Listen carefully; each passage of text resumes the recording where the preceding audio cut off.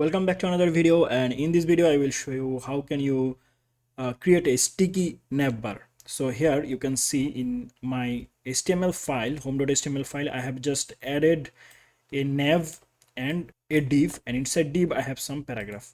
So my website is look like this, and this is the navbar. So I want to make this navbar sticky. It's very simple.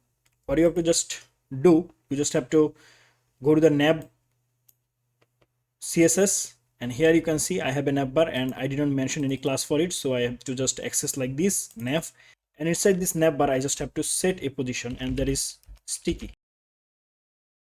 If I refresh, now you can see it's not working. We just have to mention here one more thing, and that is top 0.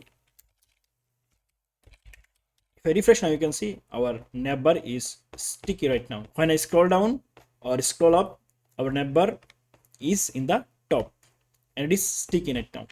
So you just have to mention these two lines. You just have to set a position, and that is sticky, and you just have to set top value is 0.